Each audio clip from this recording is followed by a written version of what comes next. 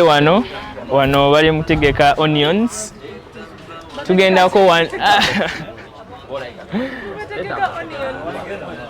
wano tuli bali mutegeka nkoko wano bali mukusala birungo byetugenda kukozesa carrot ne garlic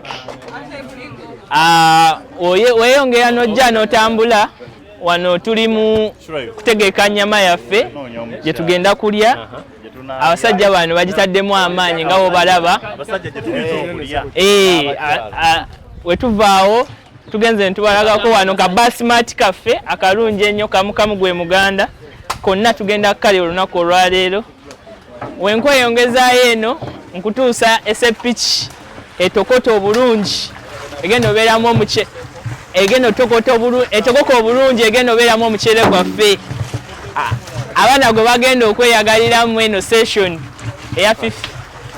eya sekabulafu nga omulaba wano wayimiridde naye yenyigiddemu yakutte akambe n'atuwatire buli kimu akikoze atemyetemye ennyama abatannajja mwandikutte akagaali ne piki ne mutusangayo aseere wadduka afuna kyakwata mangu mangu ajje n'akambe wana atusanga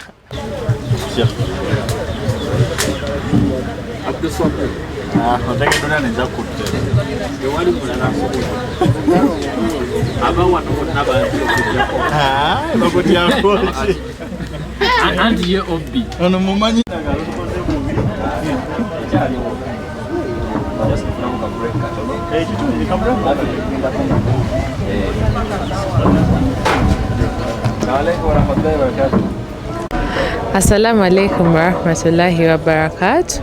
I'm Mirombe Humaira Janat, a student at Makerere University and also the Chair Lady, the Mumsa Open Forum.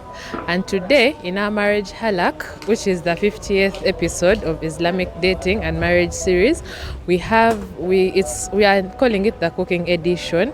As you can see, people are busy preparing in the kitchen. We are going to cook, and then after we shall have our dars as usual and interactions. In the kitchen session, the men are the ones cooking. We are doing something different for the first time. The men are cooking the rice, and then the ladies are working in the and then the ladies are making the sauce, and Shaybulaf is our chief chef. I'm really excited to be part of this and to be here. I hope all of you are excited as we are. If anyone wishes to join us, you're also very welcome.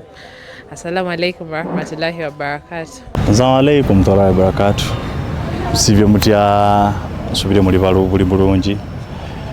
Tuli mu end of halakha Islamic teaching and marriage dating by Sheikh Hussein Bulaf, whereby tubadde tusoma ebintu byenjawulo, how we should be guided within marriage, the Islamic dating, n'obakyala tubafunye batya n'abasajja mufunye mutya abakazi betubadde tusinga okusomako, whereby bibadde beneficial nga bituyamba. I personally, me as a person, sisomera ku Makerere by the way, naye buli halaka ebaawo nga seka yagenda osomesa nyina oteeka mu seeto kubanga nzijja wano okujja okubuliriza n'okumanya byabagenda osomesa, whereby biyamba strategically guiding how to get a person. Nomanya omuntu gw'olina ofuna tolina funa no, whereby you're guided very well.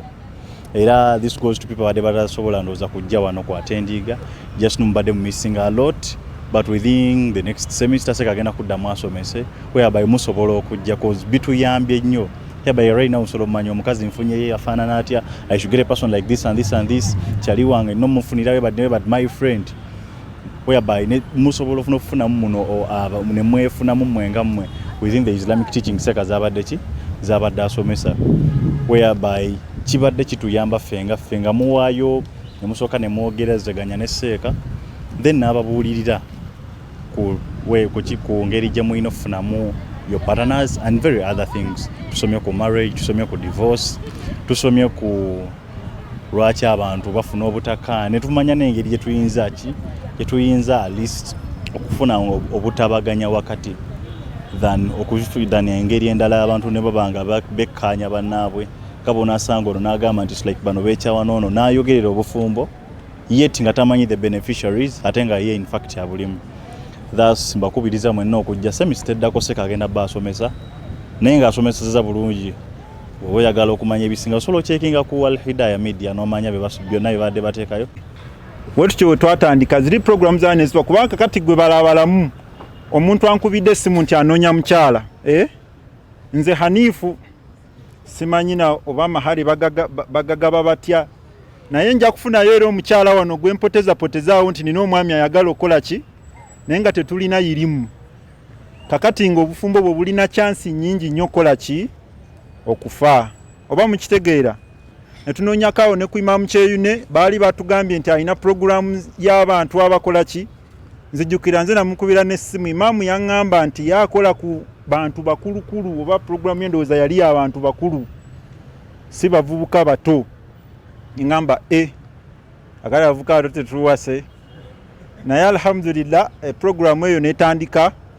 Twatandika mpola ku episode 1 nga basomesa omukwano kyeki, what is marriage, concept of marriage, ne bagenda nga batunnyonnyola ne tugenda mu bulungi kyeki, omulungi we yaliwa, ne tuyigirizibwawo mu kukwana baaliwaawo ne tukwanamuko ne wano mu halaka ne tufubutuka ne tugenda paka mu nika zitambula zitya.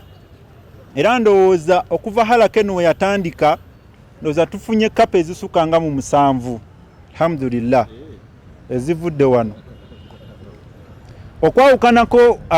Okwawukanako ne bakamba baffe abaasookawo kubanga ffe baatugambanga ekintu kimu nti kusinziza ku histole zaabwe obufumbo bw'abantu ab'emyaka gyegimu Makerere wano bwali tebuwangaala nga tebuweza na mwaka gumu.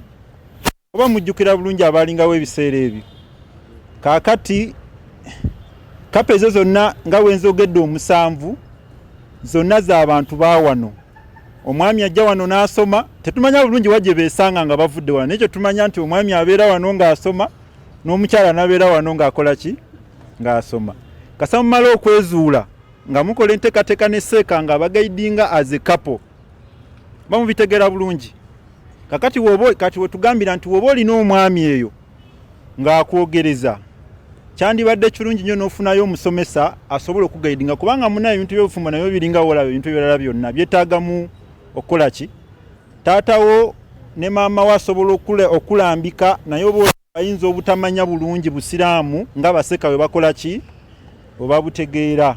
Kakati ate nga twagala tuzimbe generation etaliimu bidi ayadde kitegeera nga munyunguzeemukko ng'egenda tandikira ku musingi wali okukwana paka ku kukaddiwa n'okufa effe nga nsiraamu.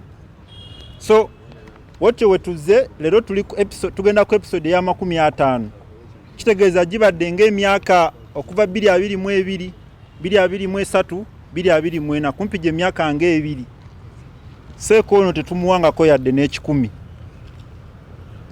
Ekyo nakyo njagala nkyogere kubanga kyankizo. Okusiima omuntu kirungi.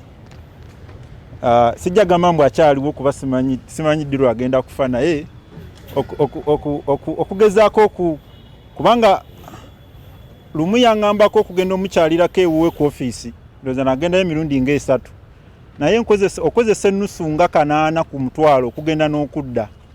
Nze akozesa piki okitegeera kye ŋŋamba. Kakati kitegeeza nti ye wabanga akozesa mmotoka n'avuga buli Friday n'avuga n'ajja wano. Simanyi bakamera sente mekazi abasasula sagala nnyo kuyingirira yeyo naye kyentegeeza nti ateekamu kiki kingi era nsaba Allah abeere nga amusasulamu ekisinga obulungi. Munaye nno ffe wetutyo wetuzze paka kati. Kaakati okkirizibwa okuddayo emabega ku bazita batya ku YouTube channels ze oba ku TikTok.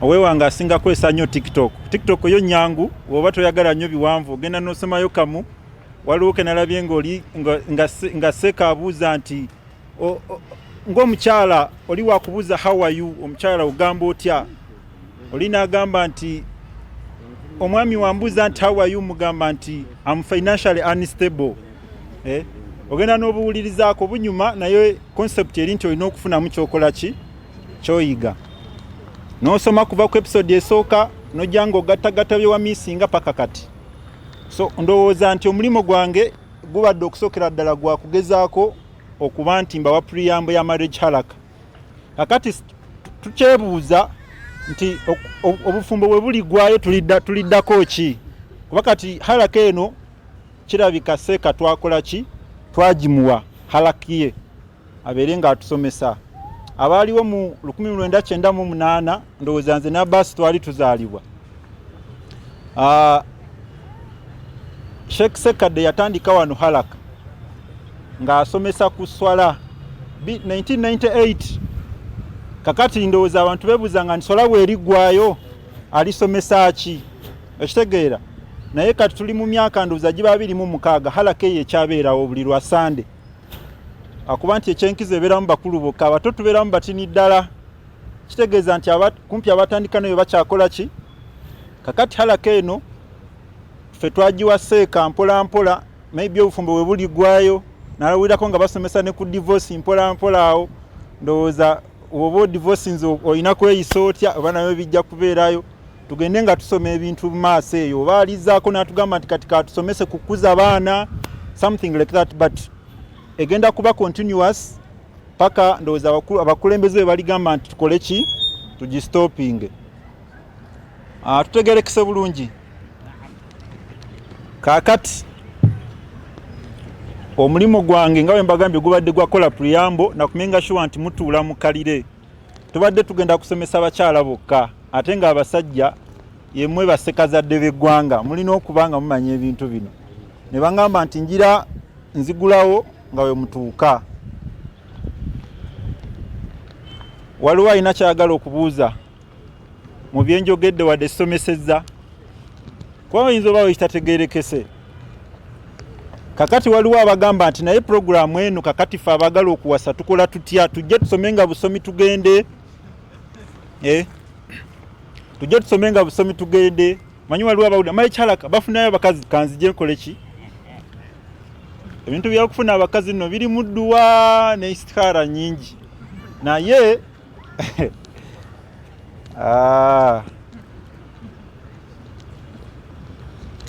seeka ndina obbakangamu kubanga tetukyayagala abantu bagwa mu bintu ate nga bagenda biddukamu twalina nga session nga kasatu malo okusoma twakomanga sawa 12 seeka nga tusibula obudde bukyaliko nga ekiri emabega waayo nti woba olina gwolabye okozesa obudde obwo n'omuterera ku salaamu n'omugamba hajjati onyumye alina ebigambo byatuwa mu session y'okwano jabbiraba naye nga nze nyakwana mugambe hajjati onyumye kakati waliwo ab'ensonyi nabo babawa engeri gy'okola ki oba wansonyi osobola oba okola otya simanyi bugundi gye buli eyo naye nze siri wansonyi kakati nze nja kugamba hajjati okoze eki onyumye niwokomaawo n'otambula n'ogenda mu magaribi kakati naye halaka eddako kati awo oba omugamba hajjati ng'okedde olwaleero nakulabye mangu nnyo wano oba mukitegeera ekintu ekyo kyentegeeza nti tetunaba kubaawo na programu nambulukufu yakugamba nti buli ayagala omukyala genda wano n'omusajja genda wano naye tulina ku appreciatinga nti tulina kufuna ilimu ku bufumbo engeri gye bukola ki gye butambulamu kakati gwe otandika okweyiiya okitegeera tandika okweyiiya ogambe Sheikh Dauda simulabyewooko wano mwagala nnyo alhamdulillah y'omu ku bagole abakyali abapya kansuubira ajja kutuukawo saawa yonna osobola n'okubeera wano naye nga togenda nga Allah agenda kukuwa mukyala kuva oba ggulu ogenda werekera kuseka ku muhalaka y'eggulu mugende eggulu abakyasomesawo ne bawa hajjati ajja omubuuzaako nagamba Sheikh kankuwe namba yange nja kusigala nga kyagala nkukubire nga tomanyi naawe namba ogikoperaawo olina okuba nga okola ki kubanga obuvunaanyizibwa bwo naye ndowooza Sheikh waffe alina enteekateeka gyatutegekera ndowooza mu maaso eyo waliraba nga kyetaagisa alituteerawo ki naye nga nze ndowooza oba otegedde ekyokukola padalla ebisigadde osobola okukola ki olina kwekaza bwekaza togenda kuwasa seeka nga teweekazizza ekitegeera n'abakyala omwami wakutukira olina kumwekalizaamu omuwe ku budde togenda kufuna musajja nga buli kimu okitwala okikaluubiriza so eyo session simanyi ndowooza oba ekyaliwo nti halaka eggwa mangu abantu ne bakolako interaction mpola mpola. أعوذ بالله من الشيطان الرجيم بسم الله الرحمن الرحيم الحمد لله والصلاة والسلام على من لا نبي بعده وبعد. السلام عليكم ورحمة الله وبركاته. All praise is due to Allah subhanahu wa ta'ala. May his peace and blessings be showered upon our beloved Prophet Muhammad sallallahu alaihi wasallam, the one who tried enough for us to be Muslims today. May Allah subhanahu wa ta'ala bestow unto him his full blessings and mercy, and to whoever is to follow his footsteps until the day of judgment. Allahumma Ameen. Matter of fact, today is going to be another spiced up session. But after thanking Allah, I would like to recognize the presence of Dr. Ashraf Muhammad Mutaguya. And we've been discussing here, and I was like, if I'm someone who can bring Dr. Ashraf here, then mbandi mutono kweli basi mutono siba munene na ila siba mutono. So barakallahu fikum doctor for allowing etabu ntagenda kwogera katagenda kubyegana ajja kunziriza naye it is my session. Saba Allah akutukumire akumene ebigambo ebyo. Barakallahu fikum. And I would like to also recognize the presence of Sheikh Raqib Talimwa Hafidhahullah. He's a scholar, a Sharia consultant too, and a businessman, an entrepreneur too. So I'm privileged that I'm seated between the Sharia experts, and Alhamdulillah, we expect to benefit more in this session. Secondly, I want to thank you all.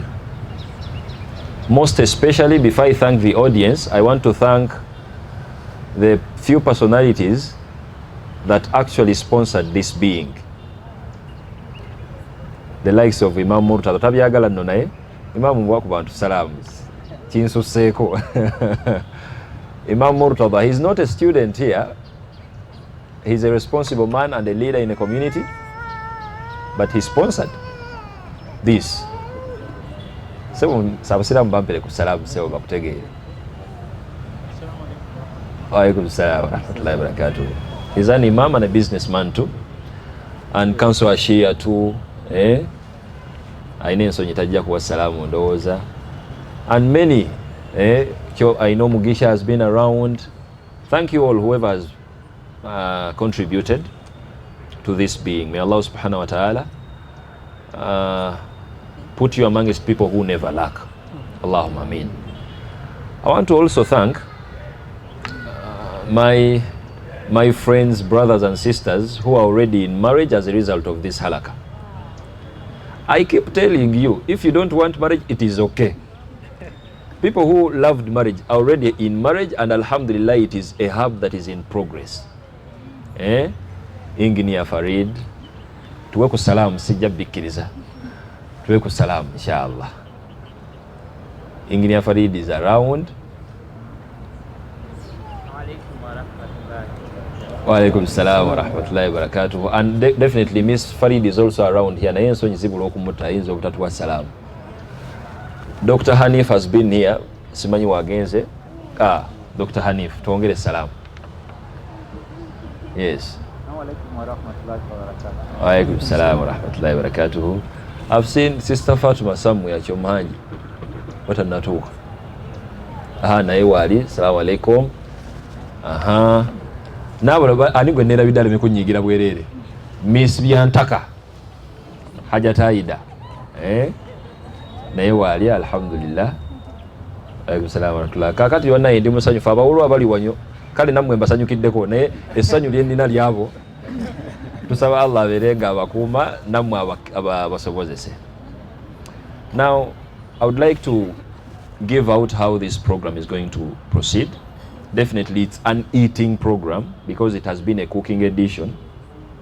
Whatever has been there, we've prepared. The ladies have also prepared what they have prepared. But it wasn't fair for us to just come and go without sharing some advices here and there. Now in that line, I would like to welcome Zemunda Banyo. I would like to welcome Dr. Ashraf Motagubia to at least have a word to us, because we have it as an objective today. We are launching an Islamic marriage hub.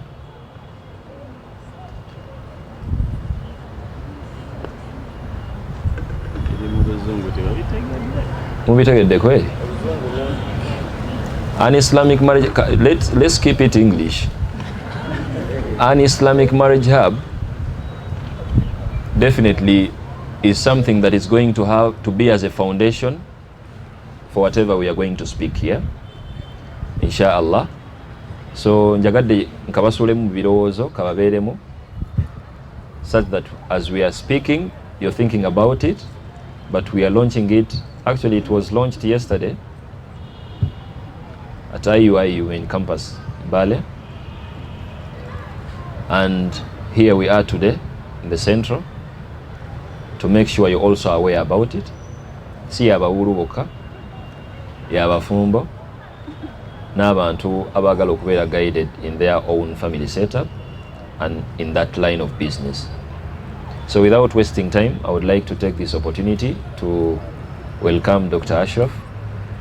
He's an Islamic law consultant, an Islamic finance counselor, consultant, a lecturer, Islamic University in Uganda, Faculty of Islamic Sciences and Arabic Language, an Imam, Masjid Baraka, among others. Among others. Doctor, you're welcome, and it's your time. Alhamdulillah. ثم الصلاة والسلام على رسول الله صلى الله عليه وسلم. اللهم لا علم لنا إلا ما علمتنا فعلمنا ما ينفعنا وانفعنا بما علمتنا وزدنا علما وفهما وعملا وإخلاصا.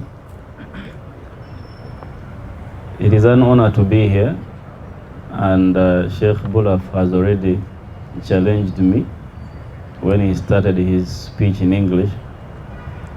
I thought since we are here to eat local foods, we are going to also speak Luganda as a way of preparing for the foods, but I think we are going to be speaking English as we prepare to eat local foods. And that is where we are. I take this opportunity to thank Sheikh Ali, Hussein Ali Bulaf, for the initiative.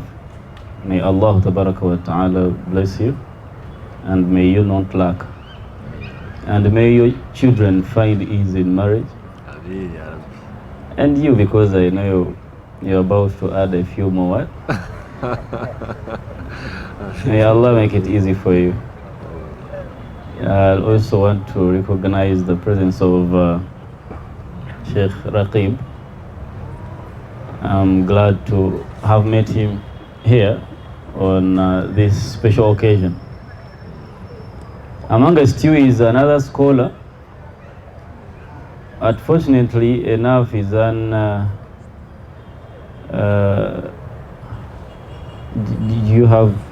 is a former Momsa member, Sheikh Mudaffar Chibirango. He has taken my slot in the audience. I was supposed to sit there, but Sheikh Bulaf insisted. I'm going to kindly ask him to say salam to the audience. Wa alaikum salam. I want you to look at him. Okay. He's a good person. Jazakallah khairan. You know, in moments like this where we are not prepared to speak, I actually did not come to speak. I thought, let me join Sheikh Bulaf in his feast. I wanted to see what happens when Sheikh Bulaf is the what? Chief. Grand Chief. Sinabia Chief, yeah. And this is a good initiative. It is good that since you are trying to phase out Maulidi, you are now innovating, you bring in new bid'ah that is probably commensurate to what? To your times and space. The only thing you have not included in your bid'ah is the chinala. Because in Maulid we have that chinala. You know when there is qiyam, so you put some money for the sheikhs. I think the nurturing your the way you're nurturing yourselves might land sheikhs into trouble. You should also get used to putting a chinala such that among the good things you do when you come to Darasa is the sadaq that should help and aid in transporting the sheikhs and also do a few things. I do not wish to live with a community that is the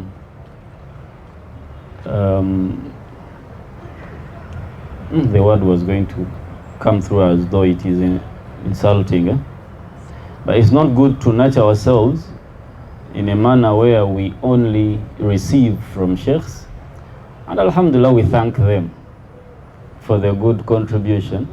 Let us also teach ourselves that this is going to be an exchange, not a sale. It is going to be an exchange, but not an exchange where there is it can be categorized in Islamic commercial law as a sale, but maybe hiba. Let us gift our teachers and let us make sure that we are a generation that makes it easy for the teachers to come to us and then they leave, so it becomes easier instead of Sheikh thinking about, okay, Friday among the budget jaina mwike, as he's making his budget there is this darasa, and what about you? That is just something I wanted to sell to you, that it is good to also be part of the team that supports the darasa and knowledge. Scholars say that knowledge becomes more beautiful when there is money. So what beautifies knowledge is what? Money. And when there is too much knowledge and without a good life, people get afraid. They actually get scared of knowledge. And I think we already have a history of that in Uganda. People did not want to study religion or to even educate their children religious studies. Why? Because often than not, people are usually poor who study what? Religion. Apart from what we are seeing right now, of course, there is a revolution, new times. The Imam here is sponsoring the occasion and is an Imam. We have a business person here who is also a Sharia expert. And we have Sheikh Bulaf who has it all, mashallah, tabarakallah. May Allah tabaraka ta'ala keep blessing them. So thank you, Sheikh, for this initiative. Thank you, the proud students of Sheikh. Assalamu alaikum wa rahmatullahi wa barakatuh.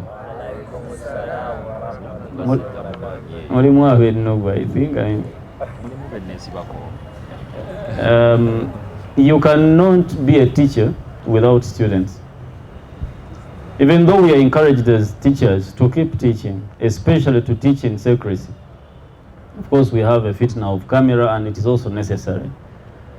But there is a scholar who used to teach only one student, the mu'adhin. Even Sheikh Ibn Uthaymin when he was starting his darasas in Qasim. So, but they keep teaching, So it's very important that for Sharia scholars and Islamic religious teachers have students, because what is knowledge without sharing it? I ask Allah Tabaraka Ta'ala if there is anyone who wants to get anything that is beneficial to them, not to leave this place unless Allah has granted them their wish, and to also make us better students all the time. We have a similar halaqa at Kyambogo every Friday. Actually, it is going on right now. It is where I am, and I think I told you about that. It is not online because I am not yet a big scholar to be listened to in that regard, especially when it comes to family issues. There is just a lot of ideas. So, and Rajab still has one camera, the one with behind the cameras. So we have not yet gotten a camera at Kyambogo, but we have a family halaqa as well. And we are teaming up with you guys to make sure that this happens. Like I told you, you are the future of our unity as university students. I think you have the best model. I told you this and I'm repeating it just for purposes, in case you were not around, but we talked about this when we met at MOBS. I think the universities and academic institutions provide a very good model for the Muslim unity in Uganda. When you are here, you don't even care about what association you belong to or what sect or what tribe. All you do are your caravans and then unite as Muslims to serve. And that demonstration, that is the demonstration that you have the best model that we need to unite Muslims in Uganda. And the people to unite us are supposed to be you and probably the sheikhs that are either familiar with the system or they studied with you. For us who studied abroad, we have a lot of problems. May Allah tabaraka wa ta'ala help us. But I think you have been dealing with sheikhs within your Mumsa. This is Mumsa, right?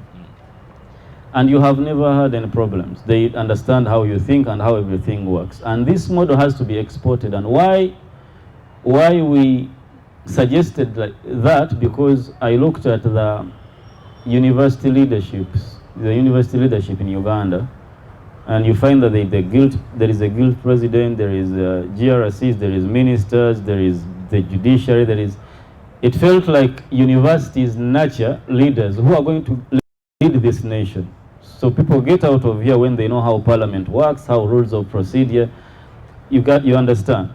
And if the nation is training its leaders from universities, the Muslim society as well has to train its leaders from within our universities. The only challenge we have, and we should accept it all, is how do we now export this model to become a national leadership model, Muslim leadership model. And bi'idhnillah that will happen. How Allah tabaraka wa ta'ala will take care of that. I just wanted to sell to you that idea. So when we come up with such initiatives, it is because this is you as the society engineering your own solutions without having to import any fatwa or anyone. You're looking at your situation, you're studying it, you're counting on your scholars for guidance, then collectively we are engineering solutions, including that which was launched yesterday, and we are furthering the launch today, and maybe next Friday we shall be at Kyambogo to introduce to you. Remember we talked about it at MOBS. We needed and we need an Islamic or Muslim marriage hub for the youths. Why? Because everything has been what? Disorganized. Parents are, instead of helping us to get married, they ask us where is what? Where is the man? Mwana wange nno natira okumaliriza naye omusajja aliwa. Owaye tewasomyeko n'abantu eyo. So because that is where we are. The situation has pushed us to that extent. So we are on our own. And we are living a time where no one should actually be able to make nikah until they do a lot of istighfar and tawbah. I know the teachings you might have are not the teachings that encourage tawbah before aqd nikah, before the contract.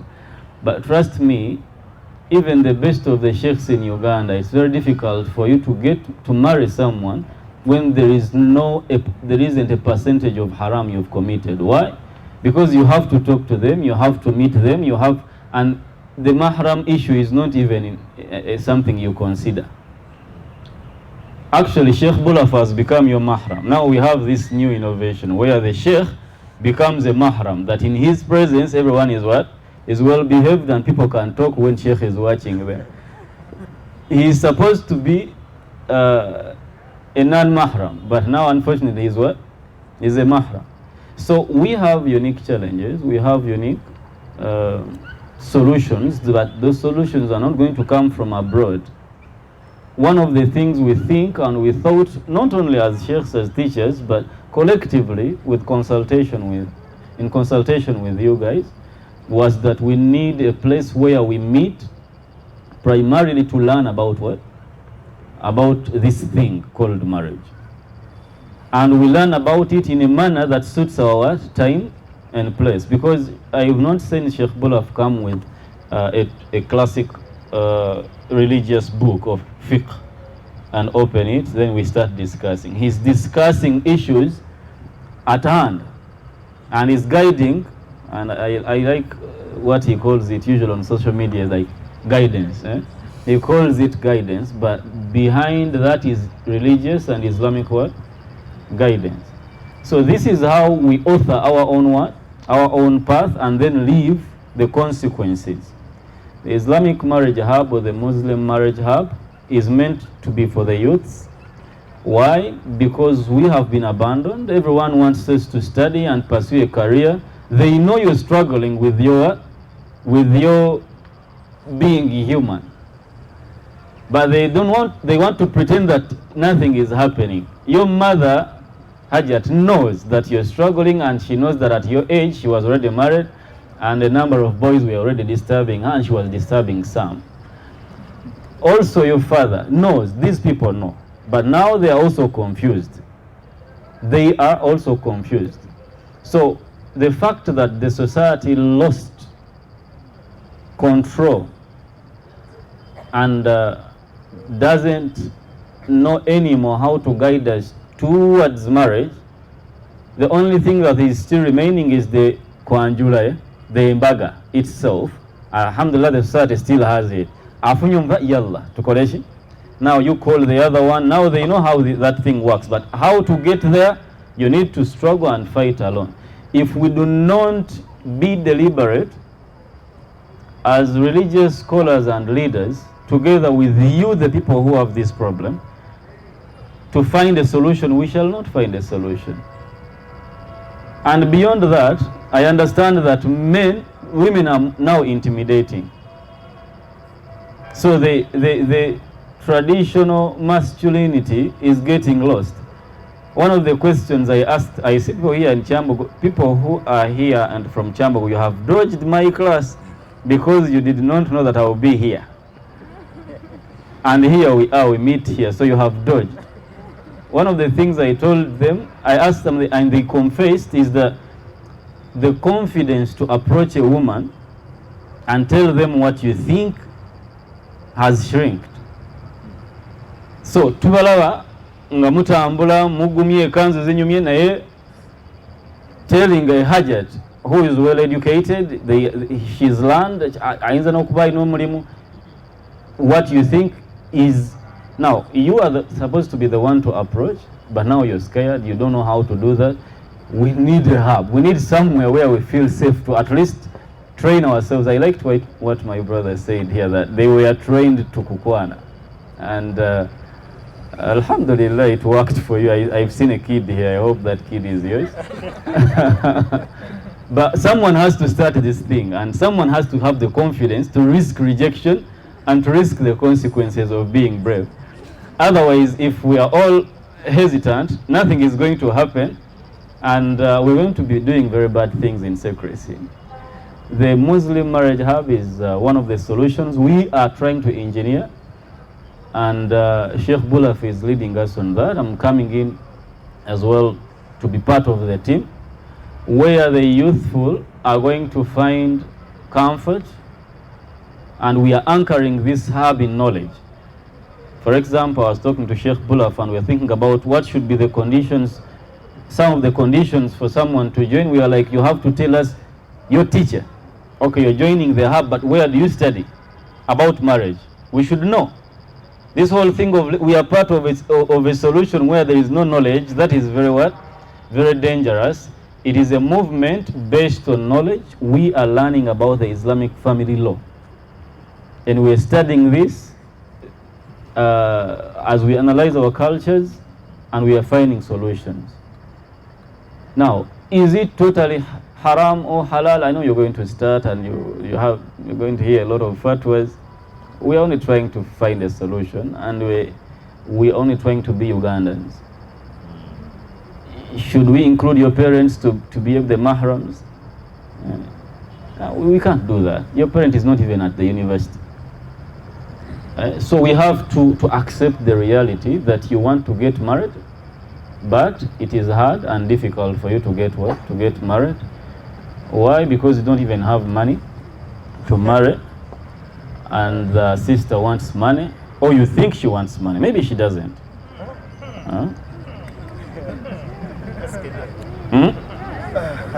You see? They don't want money these days. They want a righteous Muslim what? Muslim man. And you're outside there wasting yourself thinking that making money is going to earn you a better Muslimah. Become righteous, and then I told Sheikh Bulaf, this is one thing. Are there sheikhs here? People who are studying, but you are sheikhs. Do we have one thing I've come to accept is that Bamaseka we shall achieve everything the business people achieve, but not in the way they achieve, the same way. So we go to Umrah as Mutawifun, and you have to pay to go for Umrah. For me, I will go because I understand what you're going to do. So we are still at the Kaaba, but not in the same way. When you go and look for money, I will go and memorize the Quran. So I recite it on Tarawih. The father of the daughter says, I'm giving you my daughter. For you, you have to bring your Range Rover and prove that you're worth it. So we are still competing for the same woman, but differently. Either when you look at our lives, Bamaseka have beautiful women. How did they achieve that? Allah, mtonzi wa fair. Ya Sarao, and Alhamdulillah, amazingly, we did not agree with my wife to be here, but she is here. And I want to recognize her. And she might even say salam for you guys not to try. I'm very difficult to compete with.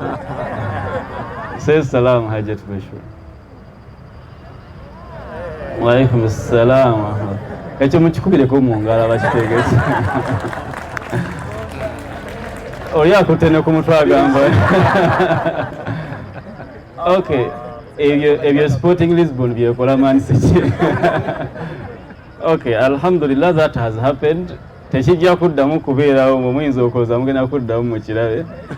But I wanted to say that we achieve things that you achieve with money. This is why I'm like, do not drop your righteousness and your pursuit of understanding Allah and religion just so you can be able to marry a wife that you want. We're focusing on kudinio, be a good person. There is a lot of energy in being good. It will attract her, and then guess what? Money will fall in place. Mungu mulungi asobola okuba empisa zonna ze weetaga kati neetayinza kuwa sente ze weetaga kati zonna, because then ogenda zirya ngolooza waliyo endala ate riziki ekoleki. However, ze empisa Allah can definitely, and we ask Allah to grant us beneficial knowledge and to make us people who understand His religion. My final comments, and it is an appeal, mbega as we move forward to generate solutions, we cannot afford to go into the next year or the next phase of this movement when we are comfortable being ignorant about our religion. I want us to feel the pain of ignorance in religion such that we can work upon that pain to become better. Muslim men and husbands, we cannot afford to have husbands who do not know how to read the Quran, who do not know the basics of Islamic knowledge. We need to, and I made an appeal last time on the Muslim Boy Child Conference. I said we all need to decide and make a decision that we need a sheikh's level knowledge in Islam. It doesn't matter if you're an engineer or a doctor or whatever you want to become, we need to have that sheikh's level. And by sheikh I meant at least a dadi or thanawi level of knowledge. You might not have gone to study thanawi, but make sure that you know what a thanawi was, because it's possible. It's possible that you can teach yourself. So Quran is not something to what?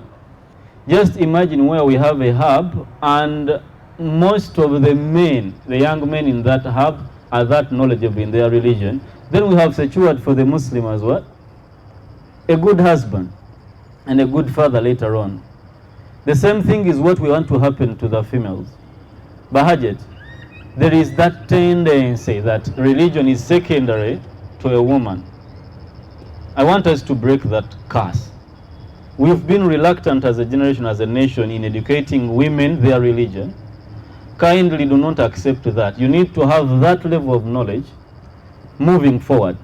We can only work with knowledgeable people. A society which does not value knowledge, or which values only that knowledge which brings about senti, material stuff, is not a good society. We should be able to be proud of a scholar regardless of their financial status. So you have to train yourself to love knowledge and to study, such that you are that mother who does not call a sheikh to help her solve homework issues, you know, these things. Abana baswaza. One of my friends Gotwasoma na Yukubida Yankubida asking me about Ma ismuka, your name, those basics in Arabic. It was homework. Nemugamba twasomanga muri mukuslayinga, she's female. Batambula bakolacha bavuka babagala bawugira gundi. Kati obirabye. And then the kid got to know that the mother studied at Bilal. And she asked the mother, you said you studied in what? At Bilal. How come you don't know these things? Now, you can wonder what kind of answer you will give your child.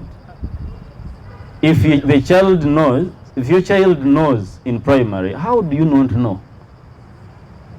Huh? I saw a meme which was like, I'm going to work hard such that my children do not have to say that we have come from a very humble background. So the parent was like, I'm working so hard not to become that humble. We can also try not to become that humble background in the religious knowledge. Let us be a different generation. We cannot solve any of our marital issues without knowledge.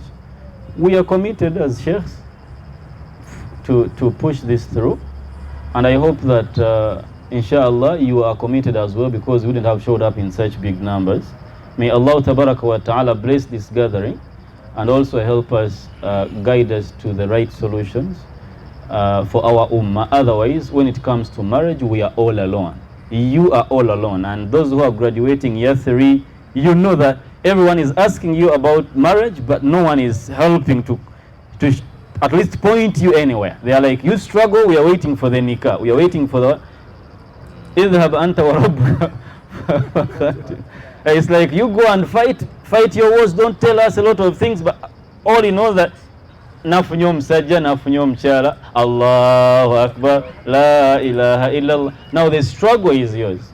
We are saying no, we are joining you in the process, and hopefully we shall be available to witness when you're getting into it.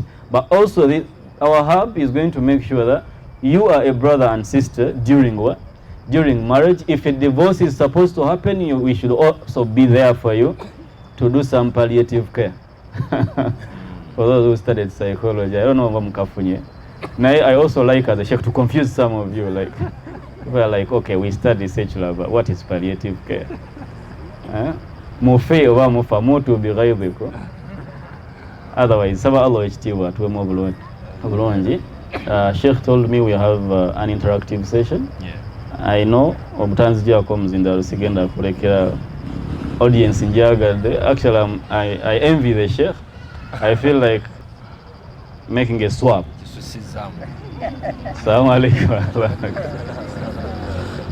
Barakallahu fikum. I think I will just throw my remarks to add on to what Doctor has said, but without wasting any more minute. Thank you, Doctor, for guiding and endorsing what you believe in seemingly. May Allah subhanahu wa ta'ala grant you more. May Allah subhanahu wa ta'ala bless you in all. May you never lack in capital letters.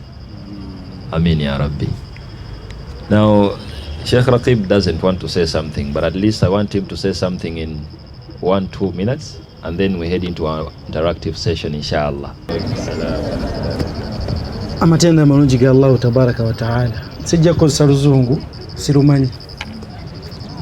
Baganda bange bakozesa oluzungu naye nze siri dokita, bano bali ku ddala ki ddala. Nja kukozesa Oluganda nsobole okubeera nga ntegeerekeka, insha Allah. Naam, amanya gange mpitibwa oba yenze Raqib Talimwa. Nga ndi musajja muyivu nga nina bachelors mu Islamic law oba gye tuyita Sharia, nga nagikolera Madina, Saudi Arabia, ku Islamic University ye Madina. Era nga ndi musajja musuubuzi, Seka nga bwagambye tujja kubinoonya byonna tusobole okompitinga nammwe. So ndi musajja musuubuzi nga ntuusa tiles okuva Spain, era nga nkolera ku 6th Street Industrial, plot 105 block 86. Yes. So sijja kwogera bingi, ate mpeseeka omwogezi omukulu akole ki ayogere. Naye waliwo akantu kembali gyala okusharinga engeri gyekiri nti bampadde akazindaalo. Mbadde siri mwogezi lwaleero, naye olw'okumpa akazindaalo nja kukkiriza mbeeko bwenkola ki bwenjogera. Nze nja kwogera ku session omuntu gy'ayitamu ng'anoonya ng'oyogereza, lwakuba nti mwakikyusa omulembe guno mukiyita kukwana. Naye kuba kola ki? Kuba kwogereza. Oyogera n'omuntu omutegeere naye akole ki? Akutegeere. So mulimu paati eyo nga nzibu nnyo nnyo, Seka nga bwagambye okuva gyetandikira. Kati fe abalina ensonyi omukazi aba akoze eki, ate nga mulimu n'abakalu jjajja n'amugamba nti Seka nga bwagambye nti okoze eki, onyumidde. Naye mulimu fe abagenda okuseera nga tulabulabe ne tukola ki, ne twegomba, ne tusobola kukola ki, kwogera. Abasinga mwali mukirabyeko ko naddala basomera mu masomero nga gali a bit so Islamic, kyemmanyi mwakiraba n'osanga entebe eno y'abalenzi eno y'abawala, tutuula fekka naki na fekka.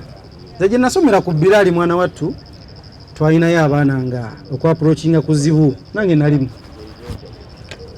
Naye nga okwogera obwogezi n'omuwala okumugamba nti salaamu alaikum nga kigambo kikola ki kizitowa. Nziga twagendanga mu prepsi ne tutuula bagiyitanga kosti.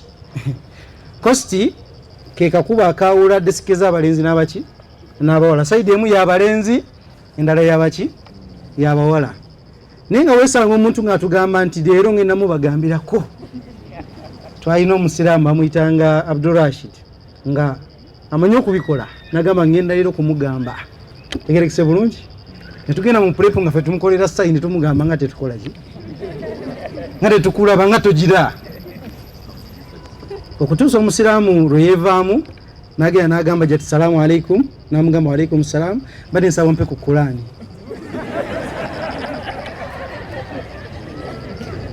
Era n'agimuwa, omusiraamu n'avaayo ng'atukubye akaki akavulu. Tugenda okumugamba nti musajja atotodde busozi salaamu n'ovaayo, yamba binjogedde mu butono tembikoze eki tembiwulidde. Naye ng'ovudde ku ekyo kyonna tukiyita ki? Kwogereza. So ng'okwogereza kuli a bit so technical. Wadde nga amateeka g'obusiraamu aga sharia galina bwe gatulambika butya bwe tulina okubeera nga tukola ki? Nga twogereza. Naye mu bintu ebimu njagadde okukoonako, omanyi omu yabikoonako ng'abuulirira abavubuka era ng'omumanyi oyo bamuyita Abu Nasser Mustafa Ashalabi. Bwe yayogera agamba nti ekisookera ddala yabagamba nti muli mu stage eyogereza, naye n'abagamba nti temulwawo nnyo nga mukola ki nga mwogereza. Pointi yaginnyonnyola n'agiteekako ebigambo biki bingi, naye bye yayogerako yagamba nti ekisooka Allah yamanyi emitima gyaffe ffenna.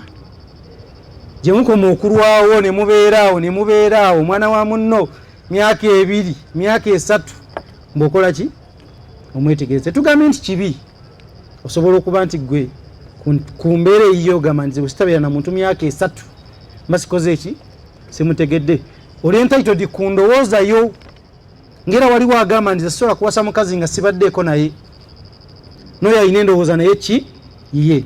Kati ye Seeka yali ayogerera mu perspective eya shariya ng'agamba nti si kirungi, tetugambye tekisoboka, si kirungi bantu kubeera nga bali mu kweyogereza ne batwala ebbanga ki. N'agamba yakosa gundi yagamba nti bwe tuba tusaba edduwa tugamba nti ya muqalliba alqulub wayoga omukyusa waki Allah ye mukyusa w'emiki ye ntugamba nti thabbit qulubana ala Allah tunyweze emitima ki kitegeeza nti Allah akyusa bukyusa ekiki kyovulaba nti omutima guyitibwa qalb. Omutima mu Luwarabu tuguyita qalb.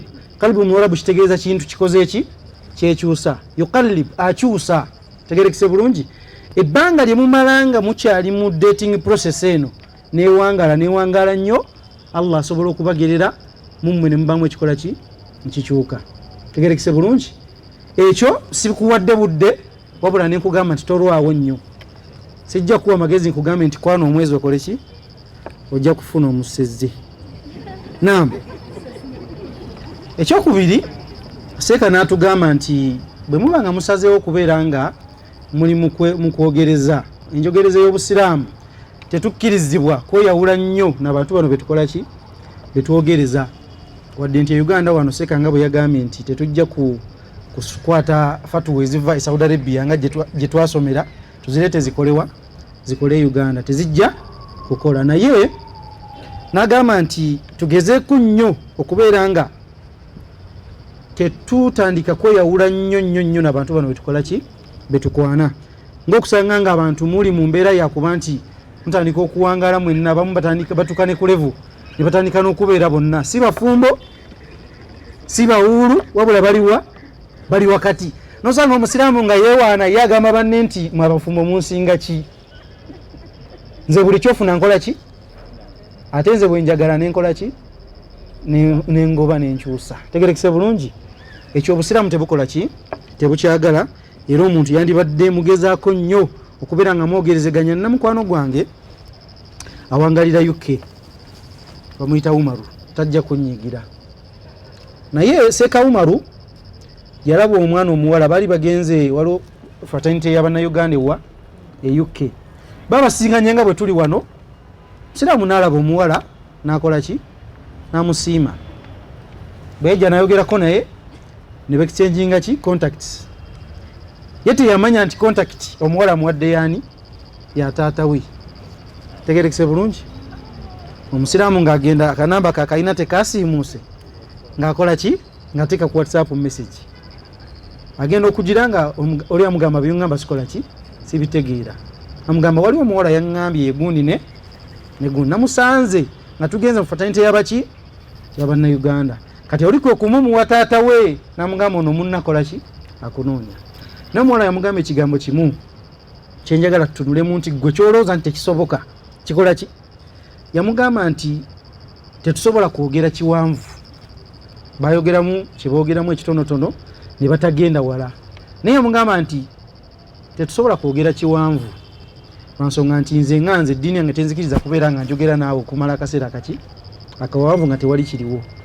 Namugamba nti ojja kumala kujja oyogere ne taata wange oyo nno omwana muki ali UK gwe gy'osuubira nti ate ng'omwana tagenze obugenzi waliwo abagenzi obukulu n'omusanga n'olimi takyalumanya Oluganda.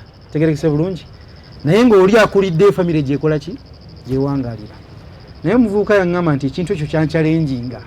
Olaba akantu ako yamugamba ekigambo nti nze sobola kwogera naawe biwanvu kujjako ng'ozzewa wa taata wange naye omuvubuka kye kyamupushinga okusigala ng'akola ki ng'anoonya ono lwaki omwana ono eddiini alina yenkana ki egana okwogera nange tegerekese bulungi wallahi essaawa zino bafumbo balina omwana omu era ng'omwana ffe twamusabira ku kaaba naliyo nabo zena bakozesa emikolo bambi ne bamusabira omwana omuki omulenzi n'azaalibwa era bakomewo ke Uganda ne bannoonya nako ne baŋŋamba omwana wa kaaba wuuno wano tegerekese bulungi kitegeeza nti gwe kyosuubira ate olusi kyekikola ki si kyekikola Allah yamanyi engeri gy'aba ajja okukikoleramu insha Allah ekyo nno saagadde kuwanvuwa nnyo mukkirize njogeddeko kwako lwa nsonga nti abantu abali mu stage y'okwogereza awo we basinga okukolera ki ensobi akavuyo akangi kali mwezi ensonga mmeka 2 abantu babasazeewo naye ogenda okulaba nga muwangadde batandika gamba nti baŋŋambye nti kusomero wali okwana nnyo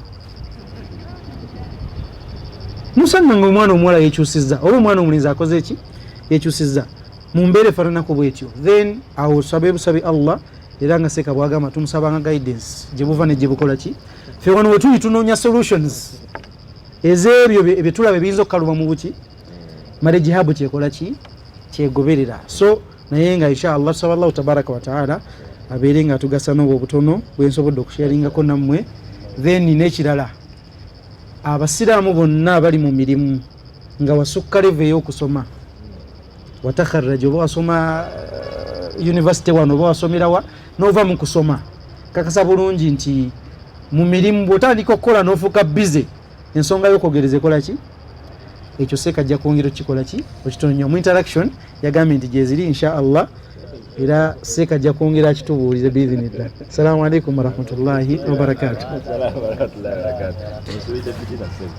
Assalamu alaikum warahmatullahi wabarakatuh. I would like to thank my brother Sheikh Raqib for the wonderful words. Sebo webale kutulungamya saba Allah aberenga akumalira kutukuumire. Allahumma amin. Without wasting time, kubanya tufune introduction abakyala babiri n'abavubuka babiri abaami babiri. Nze njagala kwebaza bwebazi. Matter of fact, I am happy.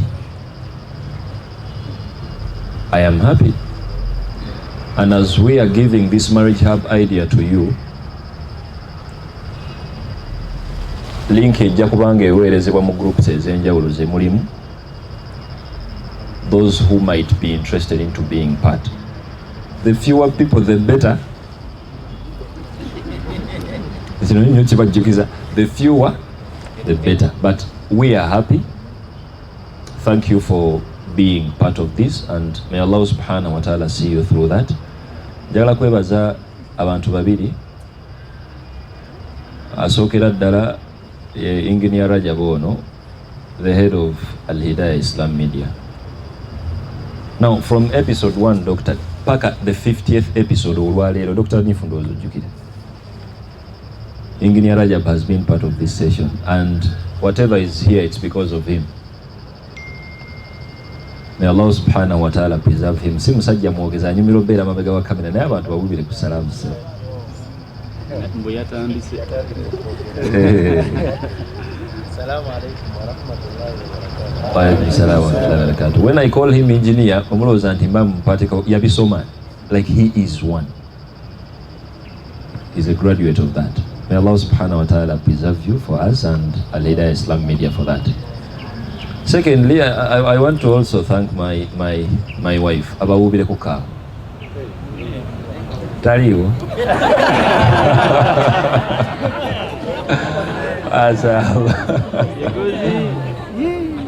Kale kamubabireko erinnya limu. Is called Hajat Khadija, a beautiful creature out there. Bimunda Bawano, I'm representing her, and that's where she finds comfort. Abamanyi mumanyi, abatamanyi mujja mumanya, bomba mutekeddwa mumanya. But we're in a sensitive era because I'm a sheikh, yes, I'm your sheikh, but I also have a family to protect. Kanono mwenna mbadde mutunuulira. Namwe mutunuddeyo side mwabadde mulaba. my close friends bamumanyi, Aida bamumanyi, engineer bamumanyi, doctor bamumanyi. So inshallah, I thank her for being a wonderful creature. Trust me, singa na ina stress singa siriwano. So basically, she's making me live what I teach. So yeah, vale. Akaseba, the Islamic Marriage Hub. So what is it? It is a family that is going to put together Muslims, youth, to make sure we are guided in the whole marriage story. Not because we are the most experts in this whole family system and so on, blah, blah, no. But it's going to be more of interaction.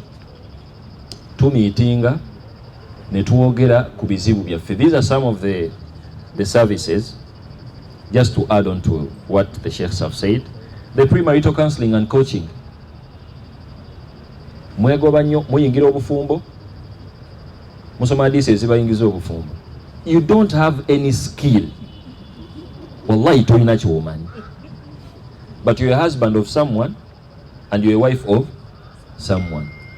Now, we are not going to kubeka kako, but we're just putting a platform for someone who might want to pick guidance for their marriage to start. Nabagamba dda nze niwe mugana ali ne doctor leero yo mugana actually the sheikh leero mugana. I always keep reminding you, if you hate marriage, it is okay. Sigala mutabu yote tukuyinaako buki marriage yebalese wano ate kisigana okunewunyisa. This is a band of single people, single ladies and single men. Just it's a few that are married. Imam Murtaba, Seka Muhammadi, alirudda waye. Yekwese doctor tuli batono tuli kubi batu mujjude wano bawulumwe, instead of doing something kalira mulinze eki nebazamu obutu obulamu fenna natuuse okubeera nga tusinkane mu kino ekifo. Badde seetegese kwogera kintu kyonna naye nga nyongera okwebazaamu ngo nti abasobozesa okujja wano mwenna basheeka baffe ba imamu baffe era nga kansabe nti abongera obulamu okusobola okukontinuinga neno programu n'endala nasiyoka esooka paka kwesembyeyo. So the first question is, sekanzikirizibwa okuwasa omukyala nga twenkana emyaka? It's like mu myaka twenkana. No, kibuuzo bangambye nkibuuze. It was not my question. So ekibuuzo ekyokubiri, sekanyinza okuba nali, let me say it's like nali nkwana nnyo ku ssomero. Seka nezija nenkwana omukyala nga alhamdulillah nga seka bwakyogeddeko nga alhamdulillah ebintu bitambula bulungi. Omanyi ne woba successful ng'olina omuntu gw'olina. Wabawo bano ba kadeide abatakwagaliza obeera n'oyo omukyala. Then najja n'agamba oyo gundi gw'olaba yali akola kino bwekiti ne bwekiti ne bwekiti. Naye nga gwe nniyayo yakyuka dda, oli muntu wanjawulo nno.